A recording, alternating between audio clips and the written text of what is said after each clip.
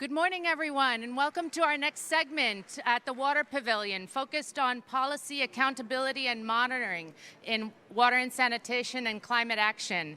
My name is Lucinda O'Hanlon. I'm from Sanitation and Water for All, and I'm really pleased to introduce our Master of Ceremonies for the day, Catarina de Albuquerque, who is the CEO of Sanitation and Water for All. Over to you, Catarina. Thank you so much, Lucinda, distinguished guests. Good morning, good afternoon, or good evening. It's a great pleasure to be with you at this event today. As Lucinda said, I am the CEO of Sanitation and Water for All, a UN global partnership, and indeed, I will be your Master of Ceremonies for this event. First, I want to extend a special welcome to the Honorable Minister of Forestry and National Resources of Malawi, Ms. Nancy Tembo, who is a key part of the session today. It's a pleasure and an honor to have you with us. This special welcome is also extended to Mr. Kumi Naidoo, who is one of SWA's global leaders, also a global ambassador for Africans Rising for Justice, Peace and Dignity, and Richard von Weizsäcker, a fellow at the Robert Bosch Academy. Kumi, thank you so much for joining us, and I'm now giving you the floor for the high-level opening of the session. Thank you, Catarina. Dear friends and colleagues, we are living in the most consequential decade in humanity's history. What we achieve in the next 10 years will determine what kind of future we'll have or whether we will have a future at all. And as we reach this midway in this COP, we need to recognize that the world is at a tipping point. The health of our planet and our very survival are at stake. How can we ensure that this meeting achieves the real action that improves lives in rich and poor countries alike? More than empty political rhetoric, what we need is a new eco-social contract between decision makers and people, one that achieves genuine mass support for climate action and connects people to the planet. Leaders need to ensure that the climate action plans will tackle inequality, poverty, injustice, and promote the implementation of human rights for all. The impact of climate change on the enjoyment of human rights is not a future projection. We see this happening in front of our very eyes every single day in countries around the world.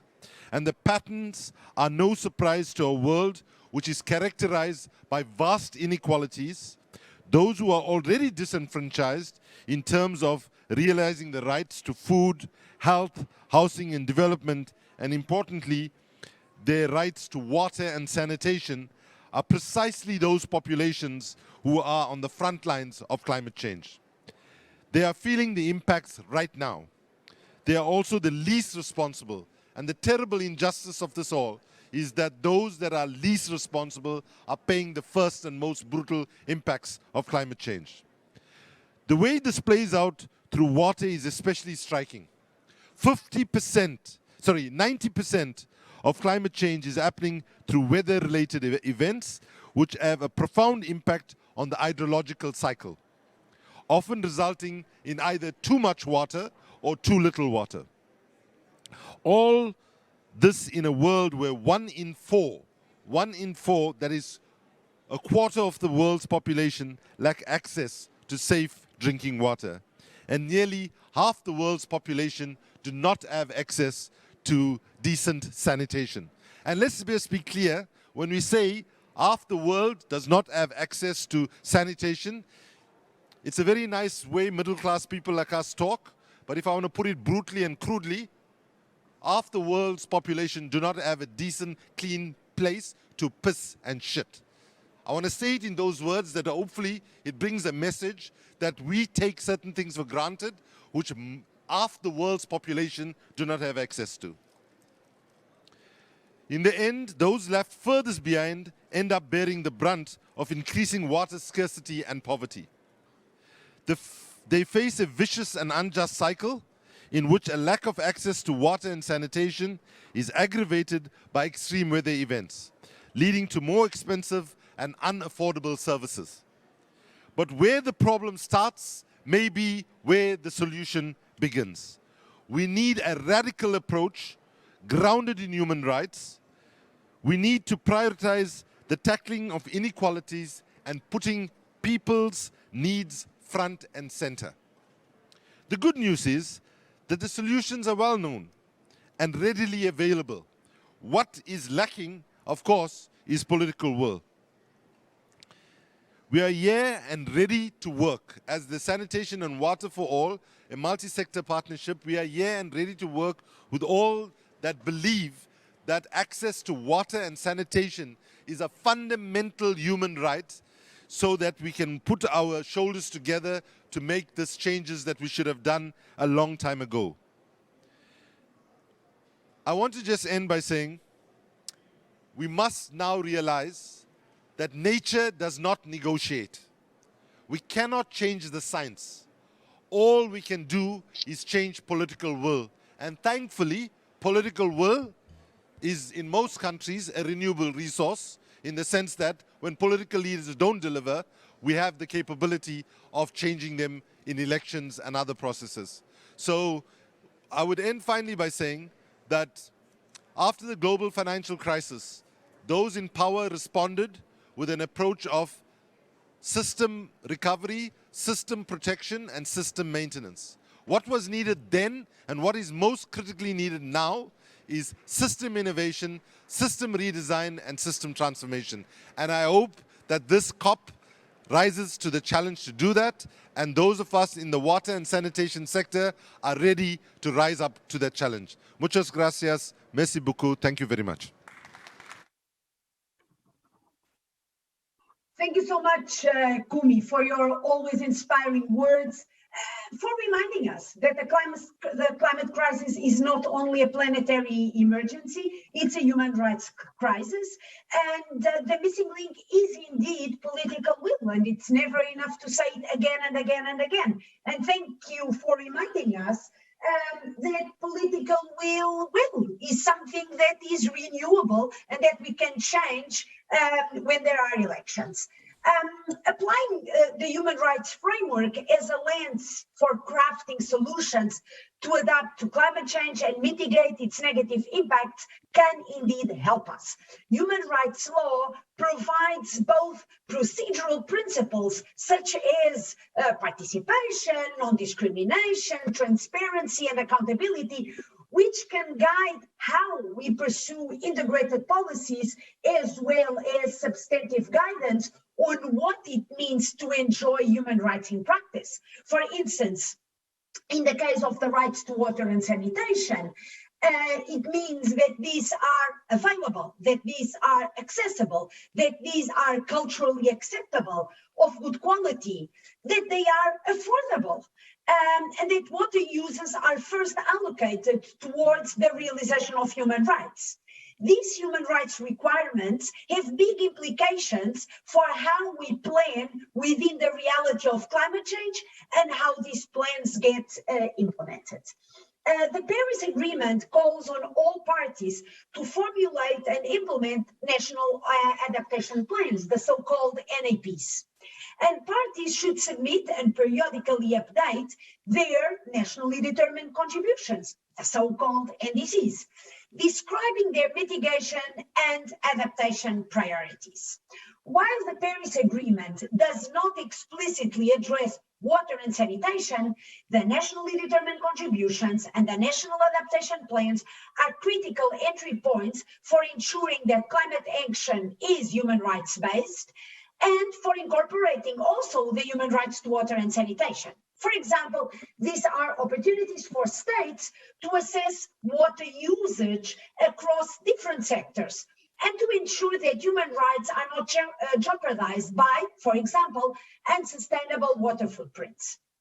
These policies need to be developed in a participatory manner through inclusive processes which take account of the needs and of the voices of those who are most disadvantaged, who are very often not heard, not included, and not able to participate in such processes.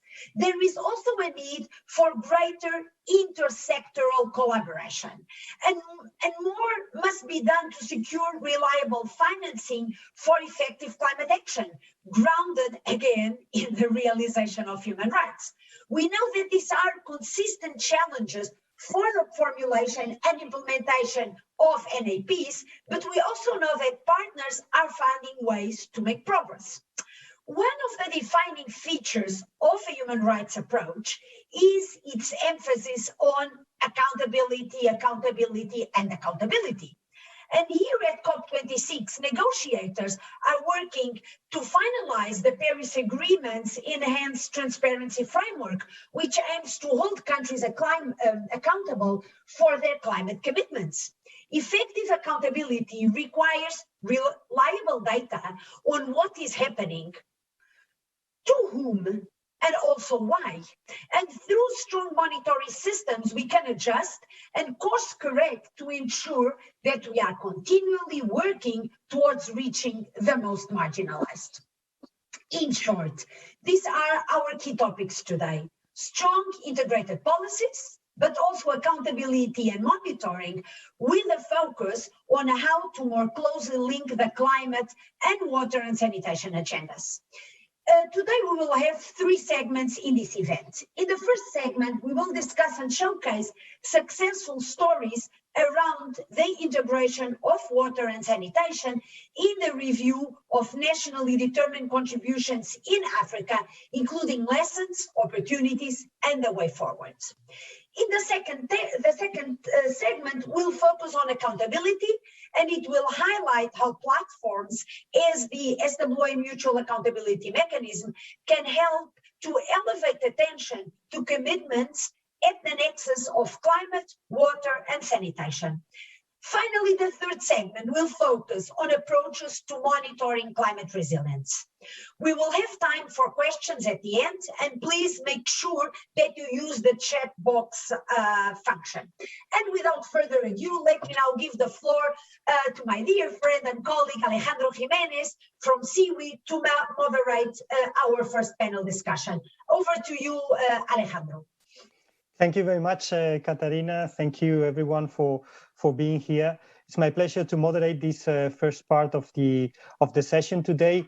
And as it was mentioned, we are going to focus in the next 18 minutes, more or less, on experiences for integration of WASH into climate planning, and more precisely into the national determined contributions, as Catarina was saying, which, as you know, had to be presented at this COP. So it was a golden opportunity to try to see how WASH could be integrated into these commitments. So without further ado, we will listen to a few experiences. And the first one would be related to the partnership that WaterAid has been having with the Pan-African Climate Justice Alliance to integrate WASH in NDCs, and what this has resulted, and what are the key findings of this experience. And I would give a word to Ronnie Murungu from WaterAid to tell us about this. For this question, I think in the case of WaterAid and the Pan-African Climate Justice Alliance, this initiative started in 2020 February, where we convened a climate and water conference. And out of that conference, there was a recommendation that if we want to see movement, if we want to see action around WASH and climate change, it was important that we include it within the NDCs. In a way, it was also an important way to show government commitment to water sanitation and hygiene. So as a starting point, we thought it was important to have a rapid assessment of the NDCs to assess the extent to which water sanitation and hygiene were included in selected countries. So these countries were Tanzania, Uganda, Ethiopia, Zambia, and Nigeria. And the assessments were done by Pan-African Climate Justice Alliance chapters of those respective countries. Quite interesting and very unique results came out of the assessment, but allow me to speak only to the common ones because of the time. So the common findings that we noted was water sanitation and hygiene was not explicitly mentioned across all the 5 respective NDCs.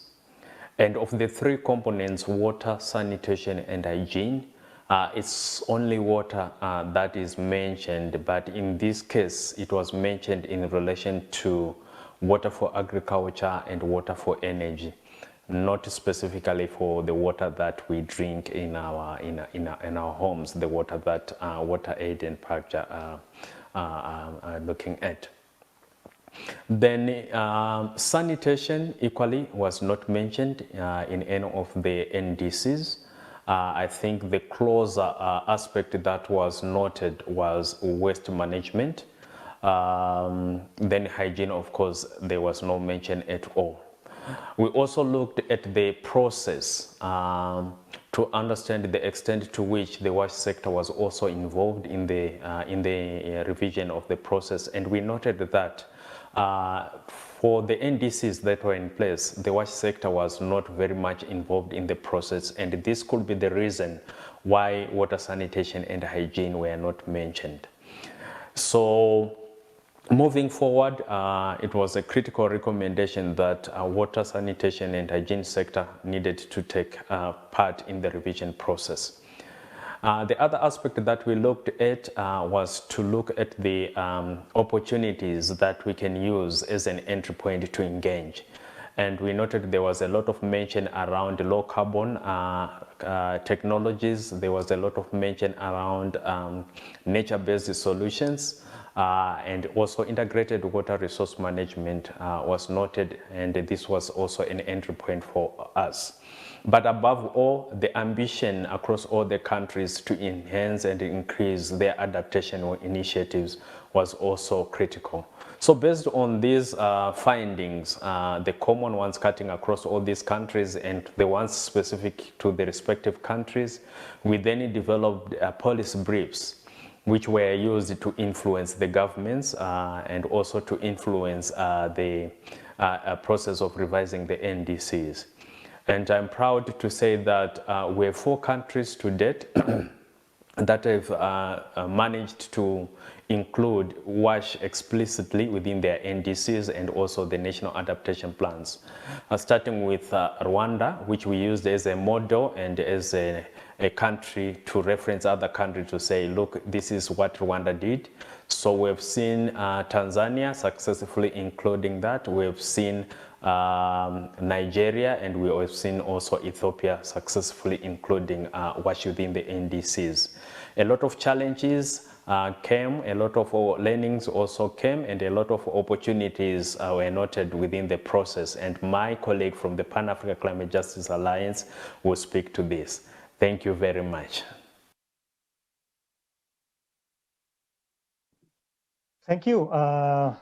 Thank you, Ronnie. Fantastic with this introduction that then gives me the opportunity to give the word to Charles Mwangi to tell us about these challenges and opportunities that you have seen in the integration of WASH in NDCs in these 4 countries. Over to you, Charles. Thank you so much for this opportunity. And it is indeed a good opportunity, in COP to have, water pavilion for the first, time. And water is a critical, issue when you're talking about climate change. So you cannot divorce the whole question of climate change without, mentioning the issues of water. And of course, water sanitation, of course, and issues of hygiene. And like my colleague, Rooney, from Water Aid has mentioned, we really looked at some of our NDCs in Africa, and we realized for sure water is not really very well articulated. Like we find sectors like forestry, like you find sectors like agriculture. Yet, like Kumi mentioned, 50% of the world population don't have access to sanitation, and majority of those countries really that are affected are in Africa. And therefore, we were able to work with the civil society organizations in the countries that Rooney actually mentioned. And in this case, I want to actually really identify and actually put in bold the role of consultation, the role of involvement of civil society actors really in influencing the change that we actually want. Because through our platforms, through the civil society networks within the countries where we're working, we were able to influence the governments. We were able to bring the governments on the table, and we were able to influence the inclusion of wash and water in the revised national determined contributions. Of course, you understand that even though NDCs really focus on reducing the global greenhouse emissions, in Africa we only contribute about 4% to the total greenhouse gases emissions. And therefore, aspects of our adaptation, aspect of resilience must be very, very well articulated in the African NDCs. But one of the challenges we experienced, especially in the first set of NDCs, we realized that most of those NDCs were prepared in a hurry. Most of them were prepared by consultants who didn't even consult a lot. And therefore, we ended up having ambitious NDCs, and which, of course, missed out very critical aspects like water, hygiene, and sanitation. But we took advantage of the window for the review of the NDCs that was supposed to close last year, but was extension, so that we can be able to influence inclusion of WASH, in those particular countries. And that happened. But again, I want to mention that we need political goodwill. We need political goodwill for us to bring the change that we actually need. Were it not for the fact that governments were willing to listen to civil societies, were it not for the fact that the governments were able to come on the table and were able to integrate some of those particular aspects, this could not have happened. So much stakeholder involvement, is very critical, and we must desist, from this habit of giving documents to consultants to work on and without consulting the very people on the ground. We are now talking about what we are calling locally led climate actions. We must actually be able to listen to the ground. We must actually listen to the plight of the common, retro, communities on the ground, and address their issues. And this can be brought out better, by the civil society engagement and bringing in all the stakeholders on the table. But inclusion of NDCs, sanitation, water hygiene sanitation NDCs is one thing, but implementation is perhaps the other big struggle.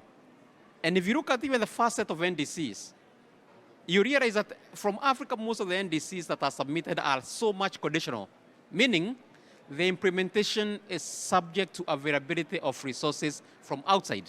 Now, those resources have not been forthcoming. And even with the revised documents, we still have to connect, the discussions around implementation and what is happening within the COP negotiations. We are talking about the issues of long-term financing. How did we achieve in terms of the 100 billion, commitment, for example? And how are we faring in terms of the new, quantified, commitment going forward? I think we need to think about that, because until resources are availed, then those particular issues we raised, those particular aspects of water hygiene and sanitation will only remain in those particular documents. But support for implementation is needed. And like Kuni, our speaker today, mentioned, we really must be able to address this critical issue of sanitation, where 50% of our people are unable to access, sanitation, facilities. Thank you. Thank you very much, Charles, for those very important points about the challenges that are ahead of us. If I may say, from CIWI, from our perspective, and our work that we have been doing in partnership with UNICEF, mainly during this year, supporting around 15 countries in this climate policy work, we see that it is very important to really forge these partnerships with the civil society and with other actors, because typically WASH has not been part of the discussions. And that has been the main problem. So that is why we had, as it has been presented at the beginning, that very little mention to water and even less to sanitation and hygiene in the first wave of NDCs. So yeah, partnerships to really bring WASH problems and people to the table with their needs has been very important.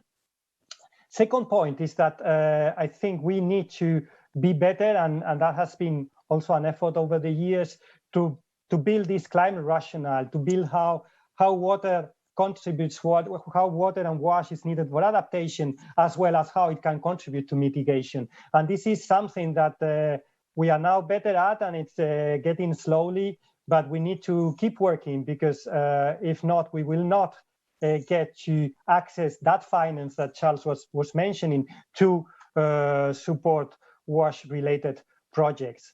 And in terms of the opportunities, then Charles was mentioning, now also CIWI has been doing a study, and it's continuously updated about how water plays out in the new wave of NDCs that are being presented now. And we see a much more presence of water, mentions of water throughout the NDCs. More mentions to water security, a lot more mentions to wastewater and sanitation. So this gives us a big opportunity for the next few years to turn these NDCs into reality, into funding, into actions in the ground that really makes the difference for the people. And the second point I wanted to raise in terms of opportunities, that also, as Catarina mentioned at the beginning, we have the National Adaptation Plans that are updated and that give also an opportunity for us to work into how WASH can be part of those and be part of the national climate policy landscape that then would give access and would give the priority in terms of funding of potential actions on the ground. So those were a few comments from my side, from CIWI. I don't know if there are questions in the ground or at the pavilion. We have 2-3 minutes left, as well as we also have Tsegureda Abraham from WaterAid Ethiopia that has been part of one of these processes much in depth. So if she wants to make any comment or remark, Tsegureda, also happy if you want to come in.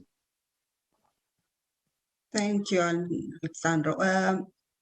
Maybe just to add to what Charles just explained, I think what is important here is to look at what has been mentioned right from the start, intersectoral collaboration. We said it is important, but how does it happen really?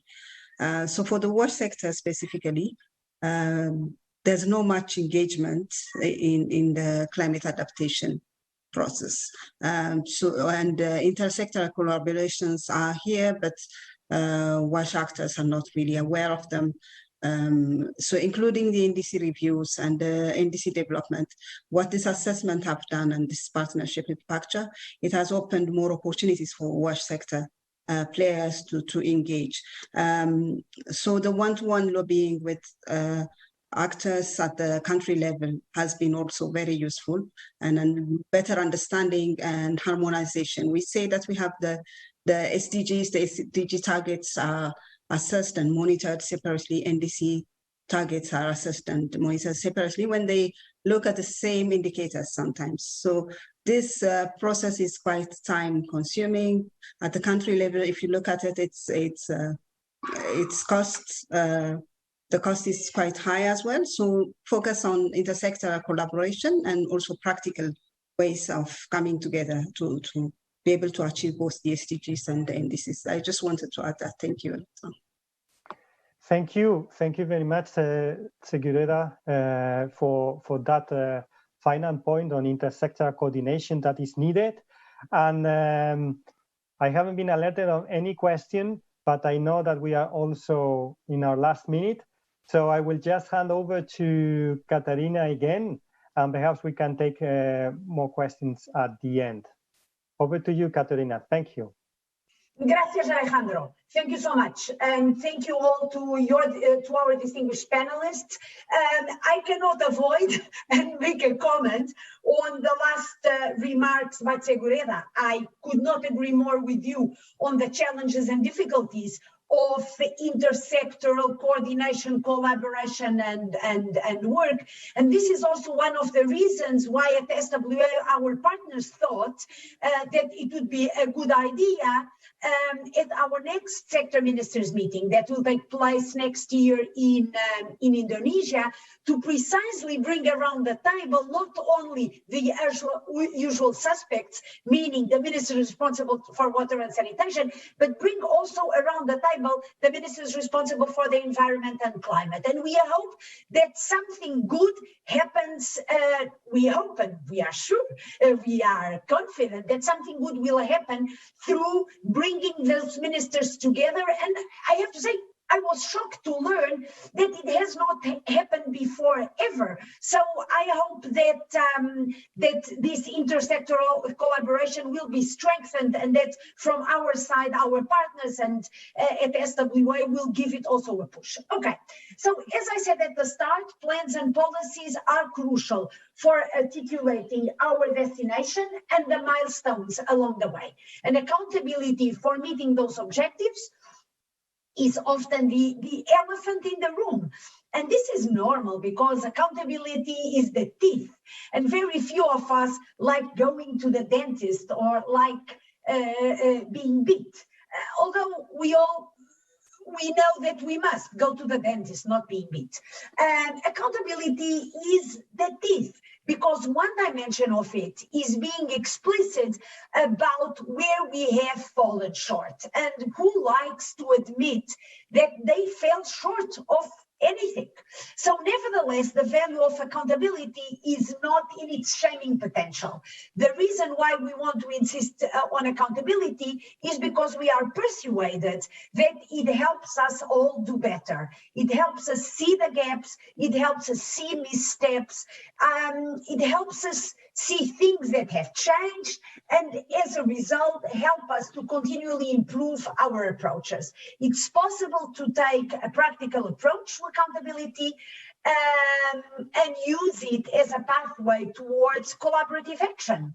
While governments have the primary obligation when it comes to realizing human rights and when it comes to achieving the Sustainable Development Goals, as we know, it were heads of state and heads of government who signed up to the SDGs in New York in September 2015, the diverse range of actors required to deliver universal access to water, to sanitation, and to hygiene means that an effective accountability framework should offer the opportunity for a diverse range of stakeholders to contribute.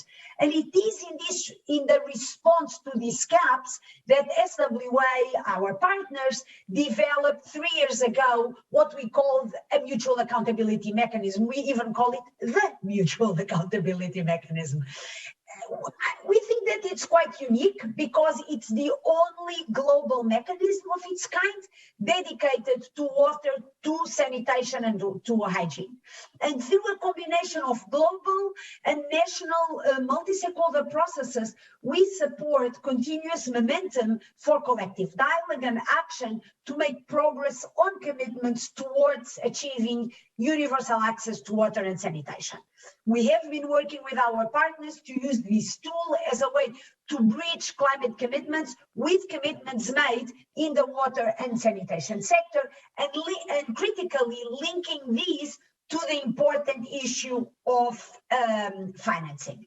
For example, in preparation for this important COP meeting, as well as looking towards the next SWA sector ministers meetings, the one that I mentioned already before, scheduled for next year, by the way, scheduled for May next year, countries such as Burundi, Chad, Congo, Eswatini, Fiji, Honduras, Nigeria, Togo, and Zimbabwe, which are all some of our country partners, they have made significant progress towards the inclusion of drinking water, sanitation, and hygiene in their updated NDCs. The political commitments presented in the context of COP26 and the sector priorities that form part of National Adaptation Plans have a strong potential to be developed as mutual accountability mechanism commitments in the near future, promoting a culture of accountability and facilitating intersectoral, multi-stakeholder collaboration and monitoring. This would be a significant accomplishment for climate action and sustainable development, and for achieving the water and sanitation related targets of the Sustainable Development Goals. We are very excited to be contributing to this work, and we realize that the work that we are supporting our partners to do at the country level will culminate in or will bring momentum to global gatherings as COP26, but also as our meeting, sector ministers meeting next year. And we very much believe in the mutual reinforcement and the between work done at the global level and at, what did I say? At the national level and at the global level. We really feel that global contributes to national and national contributes and reinforces global. So today we have the privilege to hear from a country that has been and is very active in the SWA partnership in many spheres of the work that we are doing. And this country is Malawi, and we will be able to hear from Malawi on how they have been progressing on this work. And as I mentioned at the beginning, the Honourable Minister of Forestry and Natural Resources, Ms. Nancy Tembo, is in Glasgow and is joining us from the Water Pavilion at COP26. Welcome, Honourable Minister, and I hope your first week at COP has been productive. Malawi's NDC and NDCs present adaptation actions and measures related to drought, to flood, to integrated watershed management, and also demonstrate efforts to improve water, sanitation, and hygiene practices in their linkages with public health.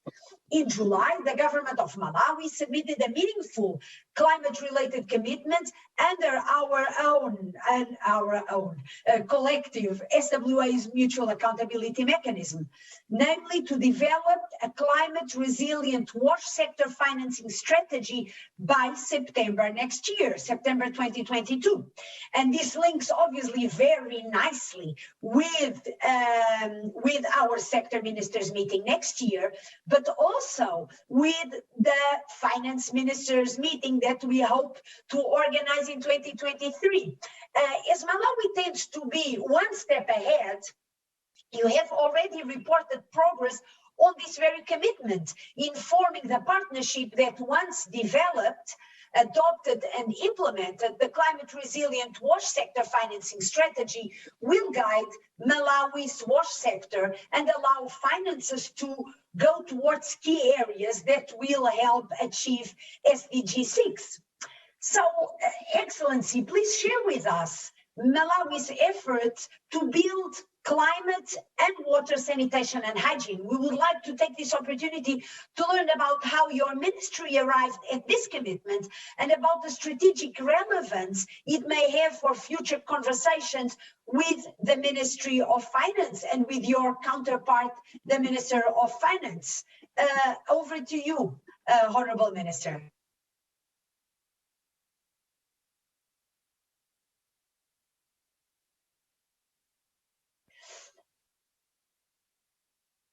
I still cannot hear you, Honourable Minister. Now, perfect. Now I can.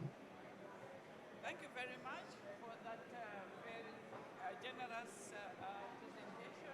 We are happy to be here and to represent Malawi.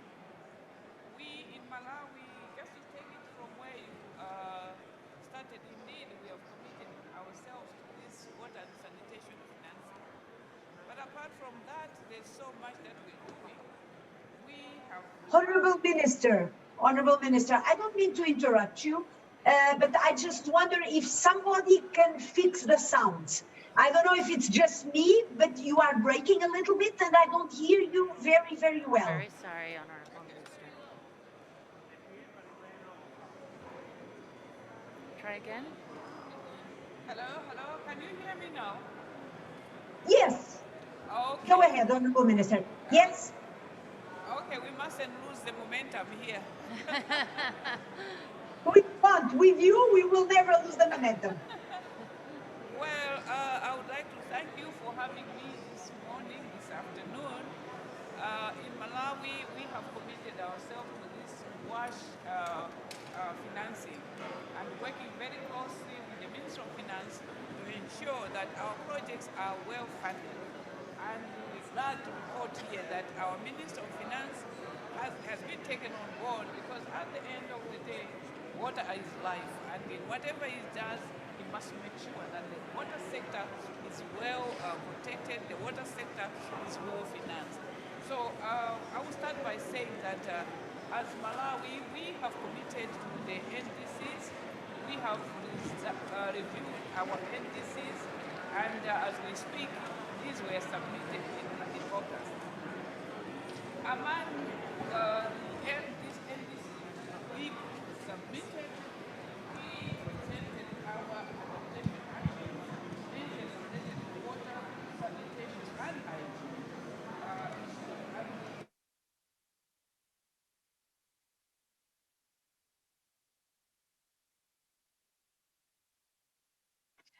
Honorable Minister, I am extremely sorry to interrupt you again, but I think we have a problem again with the sound. We were hearing you very well, and all of a sudden, I'm very sorry. Very sorry. We'll try this one instead. Yeah. Yeah. Sounds good. Hello, can you hear me now? This is now marvelous. Marvelous. What an upgrade, Honorable Minister. Thank you. Amongst our NDCs, we presented our adaptation actions and measures related to water, sanitation, and hygiene, and the links to drought, flood, and integrated watershed management. We have made commitment to enhance water use efficiency. By being more efficient, we aim to save resources that should be channeled towards other climate change mitigation and adaptation measures like watershed management. We're also committed to increase afforestation to enhance carbon sinks. Furthermore, we have made commitment to restore catchment areas to protect our water reservoirs. We are involving communities so that the catchment management should be part of our culture. Here, what I mean is that as government on our own, we cannot do this, we cannot do it. But we have to have that whole of society approach. And so we are sensitizing communities to take ownership of these projects. And I'm glad to report here that as we speak, we have communities that have taken to themselves to improve watersheds. In other instances, we have linked this management to livelihoods where some incentives are provided to communities in very dire situations. So there is so much that we're doing with communities to ensure that it becomes a culture. We have youth networks as well that are helping us to do this, and women networks as well. We are, like I said, pursuing nature-based solutions, including allowing some natural restoration of forests and landscapes. We are also seeing results. Some rivers which had dried up have started to flow again. This gives us more encouragement to do more. In addition to the NDC commitments, we have accelerated, like I said, public awareness campaigns to communities to develop a culture of boiling water and chlorinating drinking water to make it safe for consumption.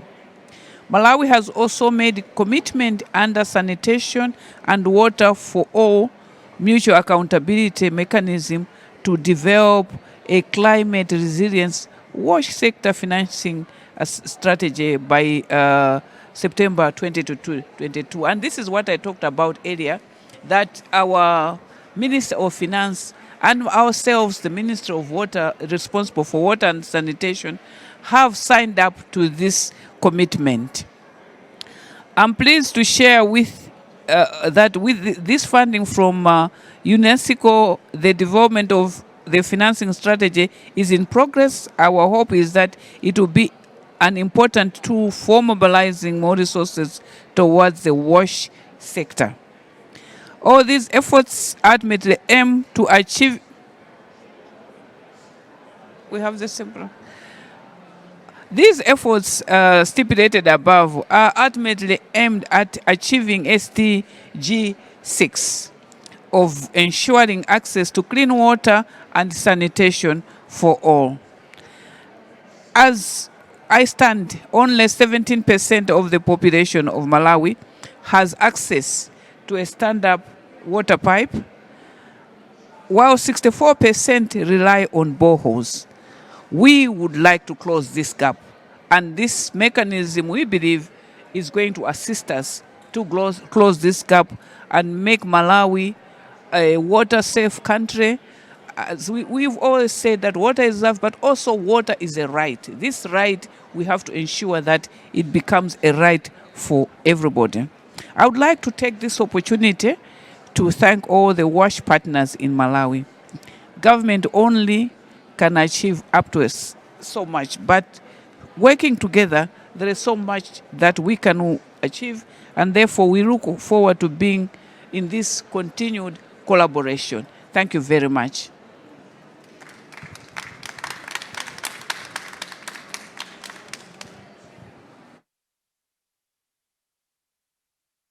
One more question. It would be very interesting for us and other government representatives watching us today to learn more about how your water and sanitation plans engage with the National Adaptation Plan. I'm sorry, and what the commitment that you were referring to develop a climate resilient wash sector financing strategy by September next year means for this process. And if you allow me an additional question, how can other stakeholders, because you were talking about the importance of working together with other stakeholders and that the government can only do as much, right? So how can other stakeholders support the government in making these intentions a reality, Honorable Minister?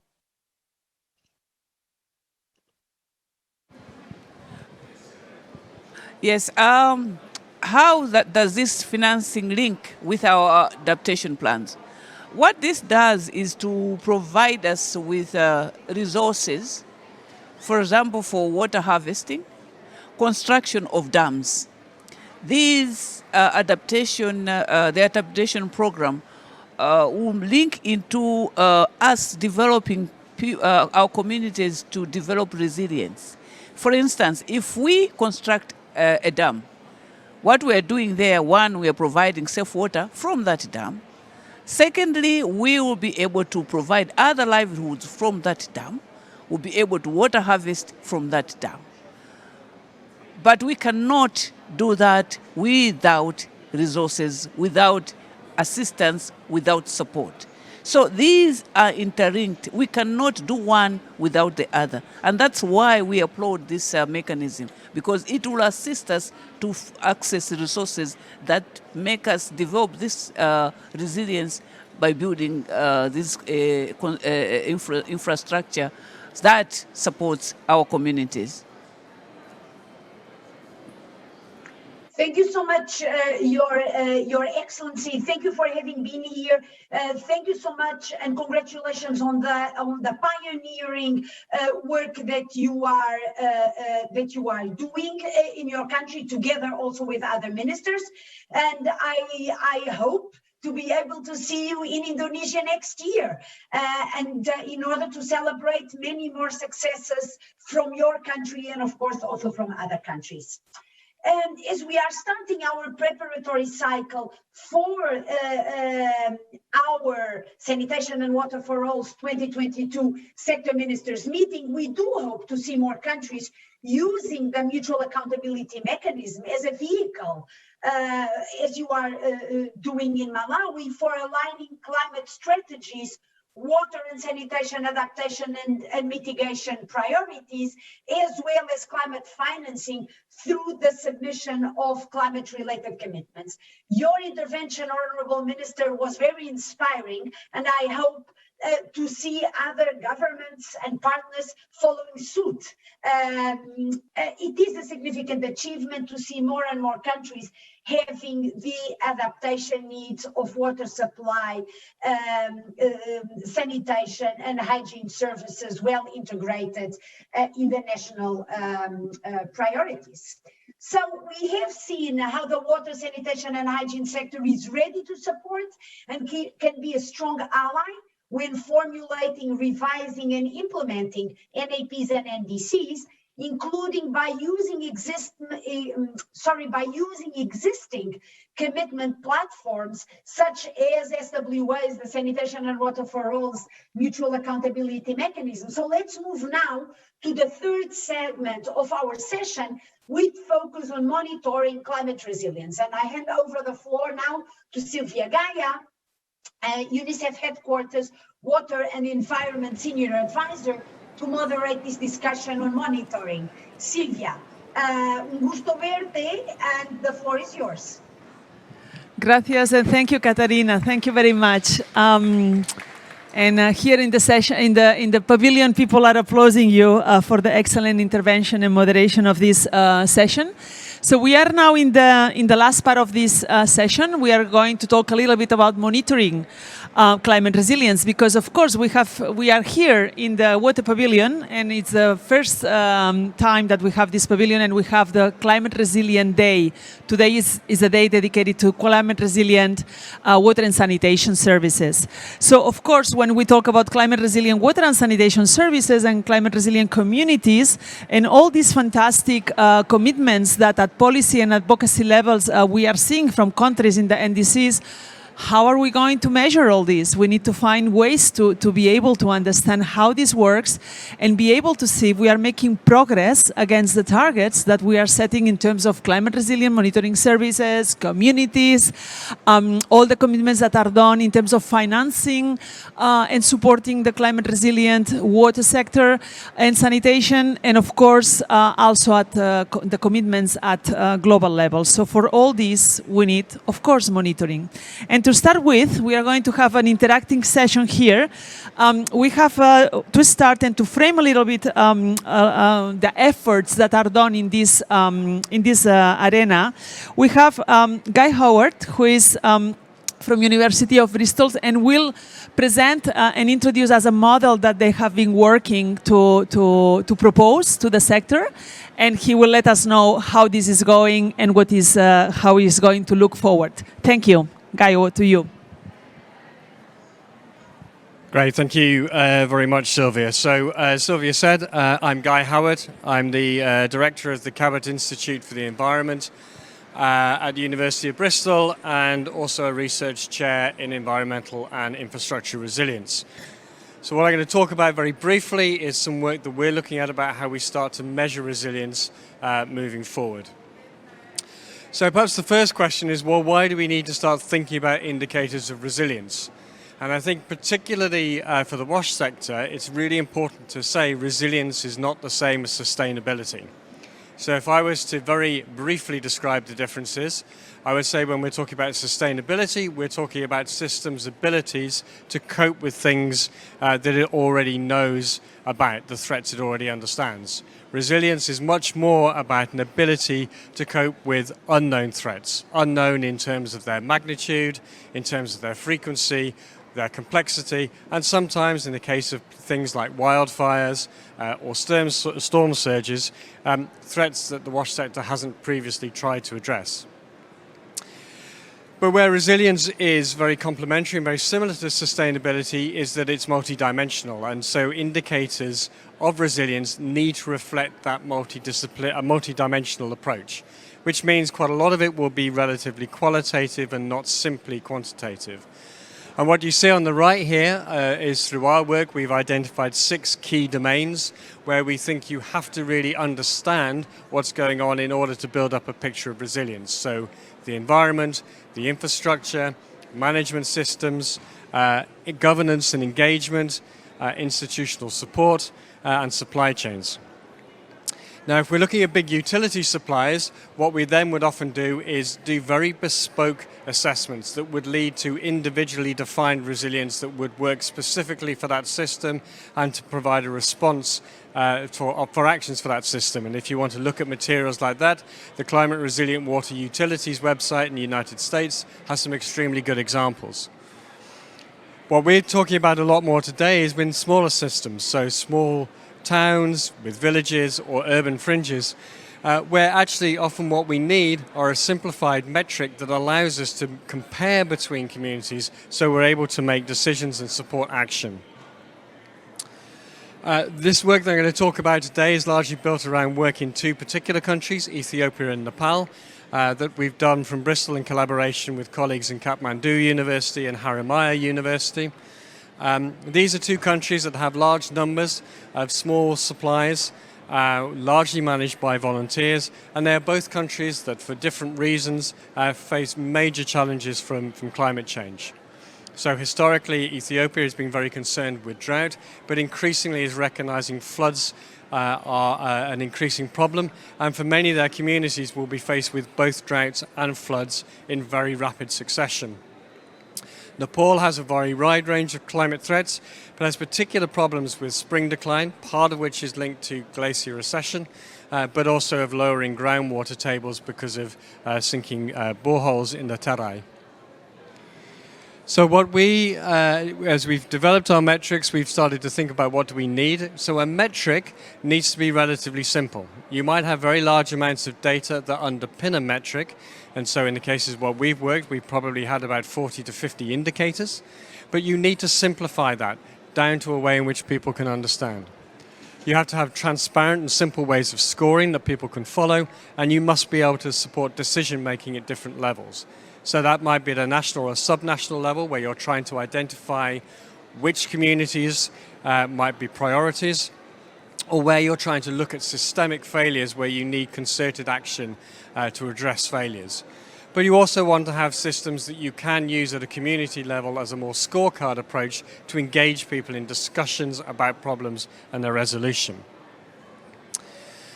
So this gives you an example from the How Toughest framework that we've been working on. So within the 6 domains I've identified earlier, we have developed Likert scales for each domain, ranging from 1, which is very low resilience in that domain, to 5, which is very high resilience, with descriptions of all the characteristics that you would expect to see of a water supply system or a sanitation system that would allow you to allocate that to a particular level, give it a particular score.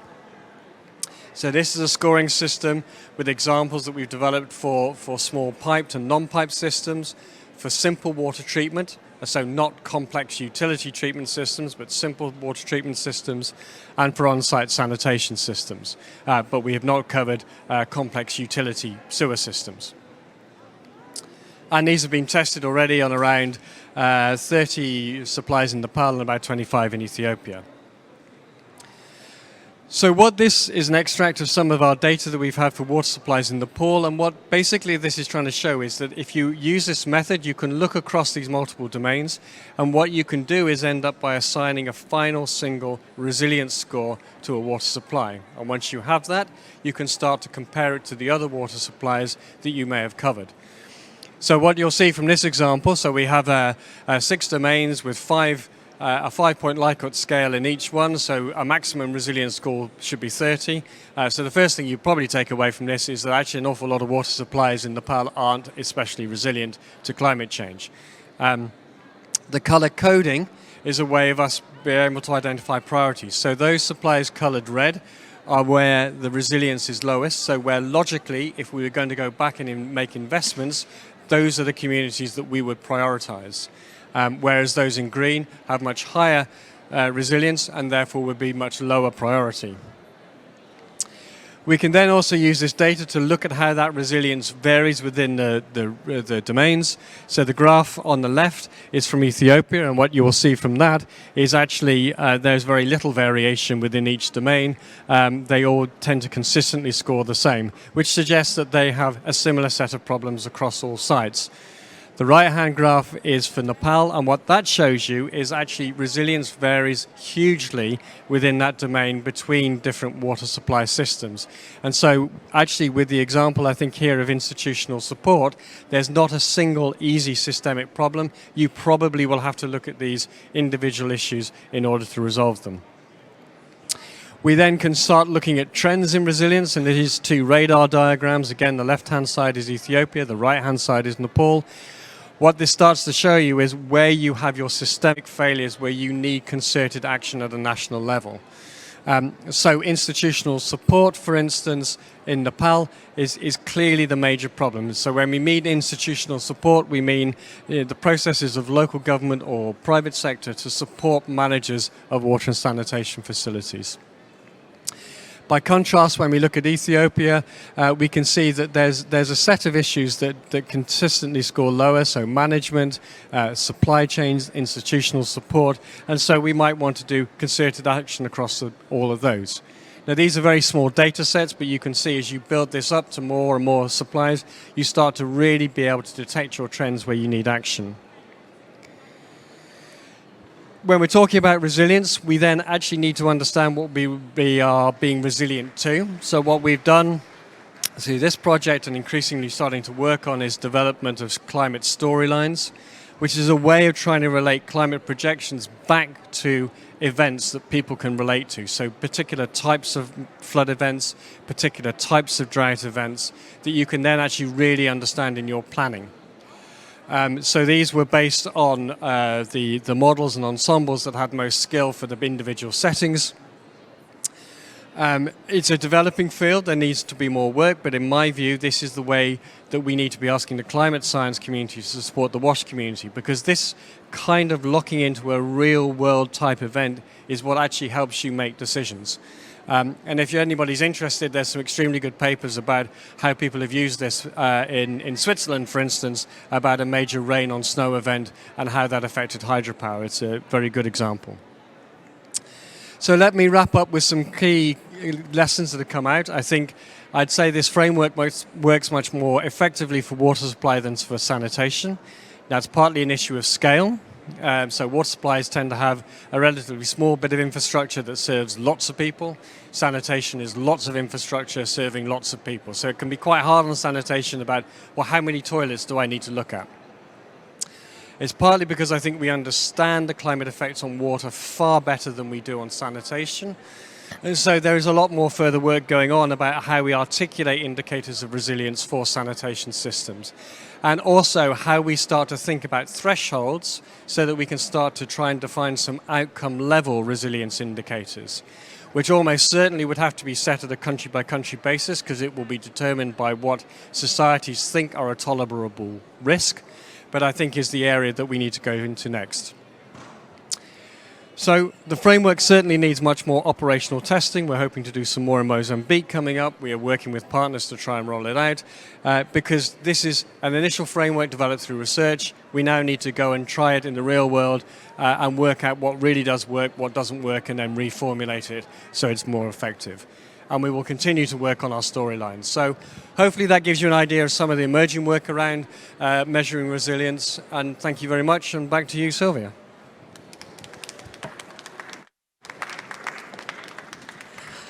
Thank you, Guy Howard and University of Bristol for bringing this very interesting experience and this work forward for the benefit of the water and sanitation sector in order to be able to have very soon a unique and a very useful framework for monitoring the impact of our sector in terms of climate resilient water and sanitation services and also in the communities.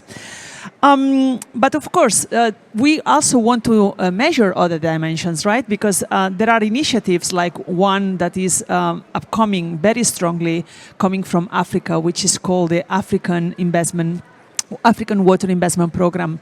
And this is about making financing much more available for the water and sanitation activities, for assuring that that will be implemented in a climate resilient way across the whole of the water sector, not only water and sanitation, but the whole of the water sector.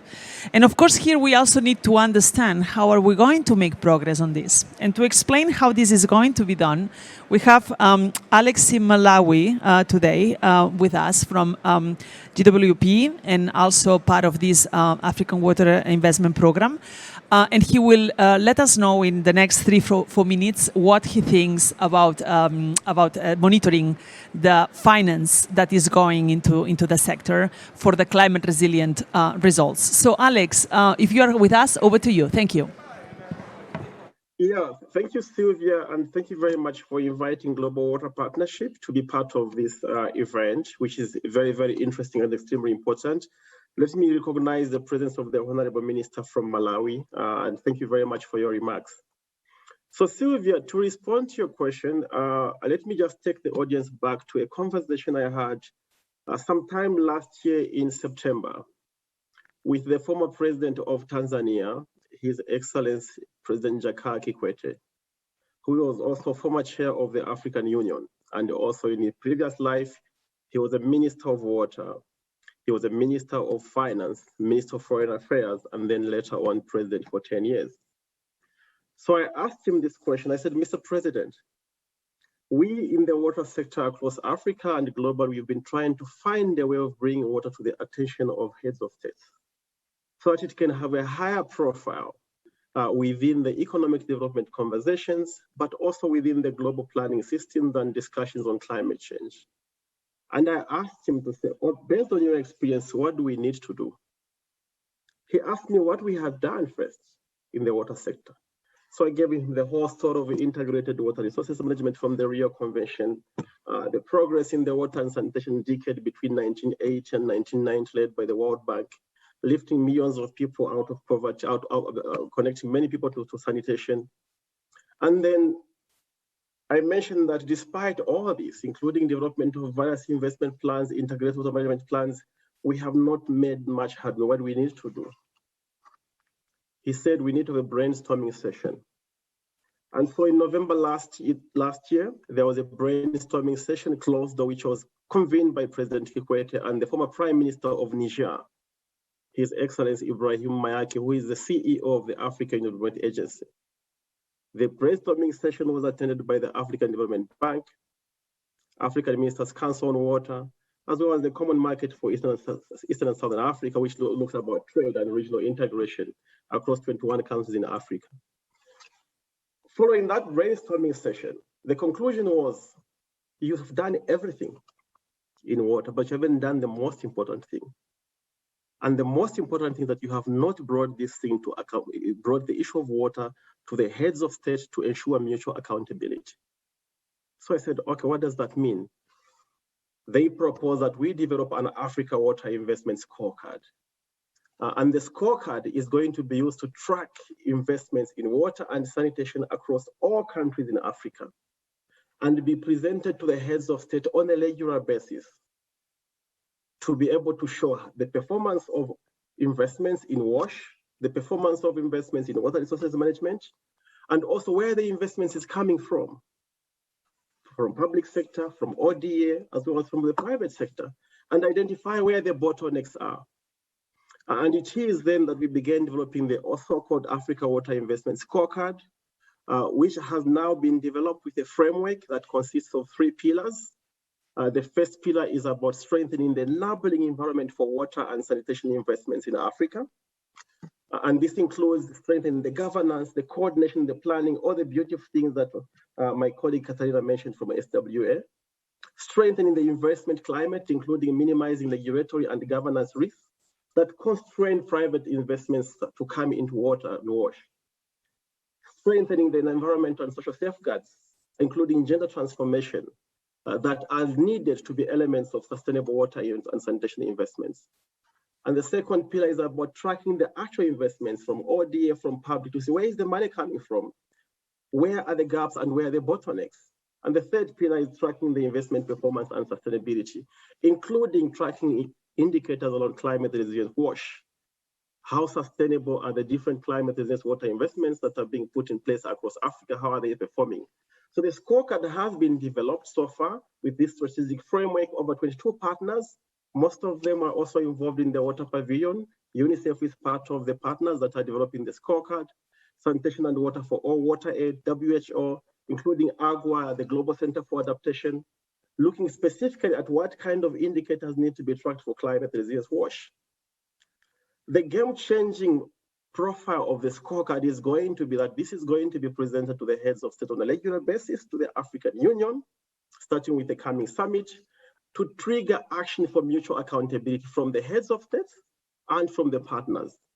So this work is ongoing, and particularly on the work on the indicators around climate resilience WASH is definitely building on the work that GWP has been doing with UNICEF on the climate resilience framework that was earlier presented by Sylvia in the earlier sessions, where the framework has been applied in over 80 countries globally. And we're trying to build on the work that has been done to be able to track the investments that relate to climate resilience WASH. The challenge remains the fact that, of course, the indicators still have to be defined. So anyway, as I conclude, just to acknowledge all the different partners that are supporting the Africa Water Investment Scorecard, and also to reinforce what His Excellency President Hikwete also mentioned this week on Tuesday, where he, together with other partners, mentioned that we urgently need in Africa to establish an international high-level panel for water investments for Africa. The panel is going to be supported by the Africa Water Investment Scorecard that I just mentioned. And also to close, as we deliberate on this, I think to build also from the Minister of Malawi's remarks, we have to remember that as we speak, in Madagascar, 1,300 people are victims of famine. The rate of child malnutrition has risen from 9% to 16% in just 4 months between December and March this year. And also, as we heard from the President of Tanzania, Her Excellency Samia Hassan, our pride, Mount Kilimanjaro in Africa, is becoming bald due to glacier melting. Our exotic and beautiful archipelago, Zanzibar, is struggling with temperature rise, salt intrusion, inundation. The salt water is getting into the island, impacting water resources and impacting drinking water. And this is impacting about 30% of Tanzania's GDP. Thank you very much for inviting GWP and myself to be part of this conversation. Thank you. Thank you very much, Alex, for explaining how the plans for this scorecard to monitor climate-resilient water investments in Africa is moving ahead with a strong backup from all the heads of states and the main stakeholders in Africa, with all the platforms and all the key sector partners. So this is really impressive to be able to measure these investments in climate-resilient water and sanitation and climate-resilient water resources. And also, I like this idea of having these breakdowns to understand where the money is coming from and what do we need to stress and to focus our next action. Something that also in the previous presentation from Bristol University said the same. We monitor to be able to have better decisions on where are our priorities.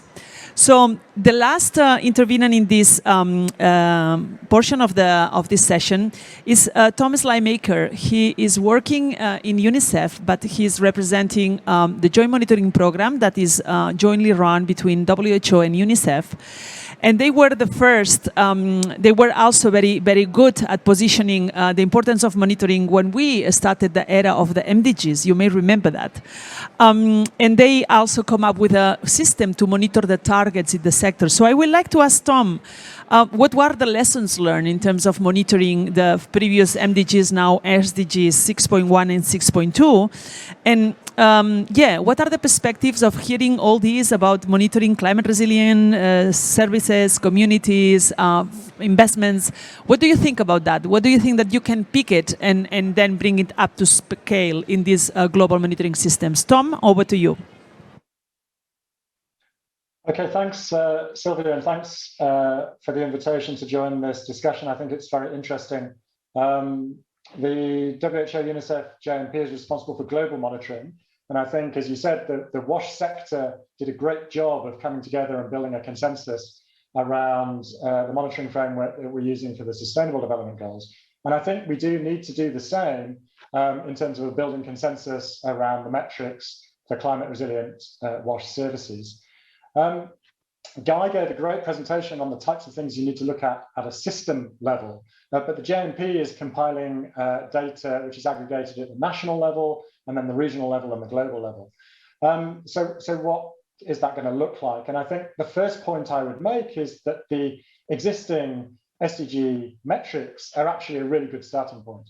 And in our last report that came out earlier this year, there are still some huge data gaps. So we still have a lot of work to do on this. So for drinking water, for example, understanding the proportion of people who have water on premises versus those that collect water from a distant source, understanding whether households have water available when needed during the last month, and understanding whether drinking water is free from contamination. All of these things will be impacted by climate change. For sanitation, Guy highlighted that we need to understand the difference between on-site systems and off-site systems. And the methods of treating human waste will have very important implications also for both adaptation and mitigation. And even for hygiene, for hand washing. So we have more and more data on whether households have hand washing facilities with soap and water available. In our last report, we saw that soap was more likely to be the limiting factor because it's mainly about behavior change. But actually, in those countries where you're starting to see water being a limiting factor for hand washing, that's a sure sign of problems with water shortages. We heard from the minister in Malawi earlier on. Malawi's just completed the first ever comprehensive survey of drinking water quality, which is a huge step forward. But that's just one data point. And so we need to now start to think about how do we track trends over time. And that's still a big work in progress. So the second point I would make is about the sort of methods and the frequency of data collection, which is really key. About 50% of the national data sources that we have in the JMP global databases are coming from household surveys or censuses, which happen every 3 to 5 years. But those are very good for tracking long-term trends, but they're not very good for capturing short-term fluctuations, changes in service disruptions, extreme events of the type that Guy was talking about. So we're now seeing increasingly follow-up surveys, phone surveys, for example, with the same households, where you can ask them 3 or 4 times in the following year how their situation has changed, whether there have been seasonal variations in service levels, how they are coping in response to certain shocks or extreme events, for example. And I think that's a very interesting new source of data. The other 50% of our global databases is administrative data coming from service providers and from regulators. And this can be extremely useful, especially for those large systems where we get information about service continuity, downtime, etc. But they do tend to be limited to big systems in urban areas, and they're generally not very good at giving us information on small systems, especially in rural areas. So in those low income and middle income countries, we have a huge amount of work to do to extend surveillance and regulatory systems to cover rural areas. The third point I want to make is about getting better quality data, but also better disaggregated data, which will help us to identify those worst affected populations and therefore to target interventions accordingly. Guy was really emphasizing the importance of understanding, whether it's a pipe system or a non-pipe system. We've got pretty good data on that, but understanding whether they are reliant on groundwater or surface water is much more difficult from national data sets. So that's something that we need to work on. We have more data on sewer connections versus on-site systems, but understanding whether latrines are wet or dry is also going to be really important in terms of adaptation and also mitigation. Understanding the exact types of wastewater treatment that are being used, understanding the energy sources that are being used for treatment and for pumping are also, additional pieces of information that would be extremely useful. And of course, the accuracy of these climate models depends very much on the quality and the accuracy of the WASH data which is going in. So it's very important for the bigger conversation that we've been having at the COP this week. The last point, and just very briefly here, is we do need to think about new metrics. There's a lot of discussion going on, and we need to try and build a consensus about what those are going to be. The JMP is undertaking a sort of review of opportunities to strengthen national monitoring of climate resilient WASH, combining existing indicators with new indicators, possibly looking at things like service disruptions, extreme events, household switching to alternative sources, etc. But it's not just about those service outcomes, it's also about the inputs that Alex was talking about and the processes that Guy was talking about. So, whether there are national standards in place for climate resilient services, what are the costs of delivering them, and what are the existing levels of public and private investment, and what is the institutional capacity to adapt and to keep services running. Now, those are things that are going to be compiled and monitored by our sister monitoring program, the GLASS report. So we need both of these types of information in order to address these questions. So I think it's about evolution rather than revolution, and we need to build on the strong foundations that we've established for SDG monitoring. But we do need to move quickly now to ensure that we have the data we need to inform decision making, and also to harness climate finance, as we've been discussing during this session, in order to accelerate progress towards universal access to sustainable and climate resilient WASH services. Thanks, Sylvia. Those are my main points. Back to you. Thank you, Tom. Thank you very much for your contribution. And you heard it. It's time for action, time for really rethink the parameters that we are monitoring, because everything that we are presently monitoring is going to be, if not already, affected by climate change. And therefore, we need to really evolve this monitoring and complementing with the information that was missing or is missing. And the three speakers today have been really making the connection with monitoring for action. And this is a very important message that we need to take with us. Thank you very much, and over Catarina again.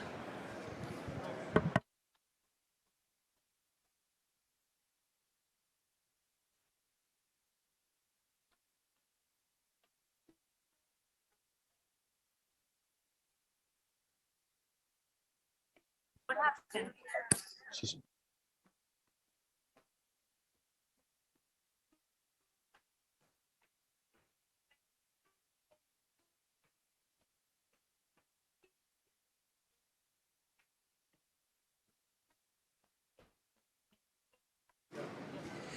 Excuse us, with this, we are trying to get Catarina on the screen. Apparently, there is a network connection problem, but she will be with us very quickly.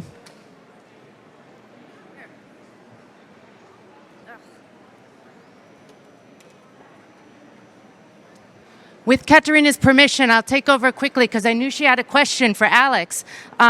Alex, if you're ready, let me just find the question for you. 2 seconds.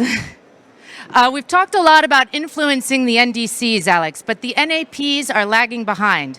In the context of Africa, can you speak more about what can be done to ensure we have solid implementation plans so that we have real results? Over to you, Alex. Yes, thank you. Thank you so much for that question. I mean, the NAPs, basically the National Adaptation Plans, and the NDCs, I think, are quite NDCs are quite popular. And I think what we have noticed so far since 2015 that there's been increased focus on enhanced ambition for NDCs. Unfortunately, the conversation around the National Adaptation Plans seems to be lagging behind. As you know, the NDCs includes the national adaptation, includes both adaptation and mitigation and financing and capacity building. But within the adaptation part of the NDCs is supposed to be the NAPs. But I think what has happened is over the years, in the last 5 years, what we have seen is that a much more enhanced focus on increasing ambition for NDCs, including support for NDC development and implementation and enhancement. However, the national adaptation plans, unfortunately, are lagging behind. In Africa, most of the LDCs, the 47 LDCs are in Africa, and 40% of them are lagging behind the national adaptation plans. This is what the UNFCCC Executive Secretary said in September when we met in the Netherlands, that Africa is lagging behind in terms of national adaptation plans. The financing is there from the Green Climate Fund, but the mechanics of accessing those funds and the difficulty that countries have to go through, they do not have much capacity. They've got many other challenges, is a bit burdensome. So we need to address a number of constraints that are faced by LDCs, issues of capacity, and we need to find better ways and quicker ways of deploying finance to the LDCs. If you look at the fragile countries, most of them that are impacted by drought in the Horn of Africa, in Somalia, in Djibouti, if you look at the in West Africa as well, in the Sahel, where most of these LDCs are, including Mali, Burkina Faso, heavily impacted by climate impacts, weaker capacities. So we need to have enhanced mechanisms for supporting these countries to access climate finance and improve their capacity. And in conclusion, this is why Global Water Partnership is put a lot of focus on helping countries to integrate and develop these national adaptation plans. And we are helping countries access climate finance to improve their capacities, to strengthen coordination. We are supporting Somalia, we are supporting also outside Africa, Sri Lanka, we're supporting Eswatini, Zambia, where the implementation of the National Adaptation Plan is underway. Because if we don't dedicate support to these countries, they will be left behind completely. So what needs to be done is we really need to ensure we have enhanced support. And the UNFCCC is trying to do its part. They have established the United Nations FONAPS system, UN FONAPS, an intergovernmental effort that includes major UN agencies. Global Water Partnership is also part of the UN FONAPS, to try and raise the political profile of adaptation within the conversation on climate change, but also to provide technical assistance to these countries to increase their capacities to be able to develop these adaptation plans and implementation plans. Thank you. Thank you so much, Alex. I think that's as much time as we have. I want to hand it back to Catarina to close us out. Thanks. Thank you so much, Lucinda, and thanks to everyone. Sorry for the technical issue that apparently I had. I didn't realize. I was speaking very happily. So let's bring this event to a close. Personally, I was very excited about the things that we heard and about the levels of energy that I took from the discussions. What we saw today were national solutions, with the Honorable Minister from Malawi telling us about the things that are being accomplished in the country. We also got examples from progress that is being achieved in other countries. We got examples from GWP. We had examples from CIWI, from UNICEF. So there are national solutions and we are moving in the right direction, maybe not quickly enough. Maybe, Tom, we need a quick evolution if you don't want us to talk about revolutions, but we need to speed up things. Then we also heard of regional solutions. We also heard what you said, Alex, regarding the momentum that you are creating within the African continent, and bridging, bringing together political engagement, but also accountability. So what we heard today was that there are some pieces of the jigsaw that are indispensable in order to make progress a reality. Accountability is crucial, monitoring is crucial, having the data is crucial, as you said, Tom, but also cross-sectoral and multi-stakeholder engagement are crucial in order to move us forward. We need to be serious about what we commit to. We must commit, but then we also need to measure and monitor the way in which we are meeting our commitments. And as Kumi was saying at the beginning, what is key is political will. It's political will that will bring all the pieces of the jigsaw that you all mentioned today together. And I must say that at the global level, I feel encouraged by some of the milestones that will be happening in the coming months. We have COP now. We will have the World Water Forum and heads of state summits in Dakar in March. We are going to convene the sector ministers together with health, economy, and environment ministers in Indonesia in May at the SWA ministerial meeting. And we will have in 2023 the UN water meeting. And I hope that, and this is something that the sector desperately needs, the convening of politicians that will that will bring more political will to the sector and give us all more oxygen and space to and support in order for us to be able to do our work. So with an evolution or with a quick evolution or a revolution, the important thing is that we make strong progress on the infiltration of water, sanitation and hygiene with climate, with climate mitigation, with climate adaptation, and that we bring the finance on board, the data on board, the accountability mechanisms on board, so that we can deliver on SDG 6 at the latest by 2030. Thank you so much for having been here. Thank you so much for being such wonderful partners. And we are looking forward to continuing to working with you in the days, weeks, months, and years to come. Thank you so much.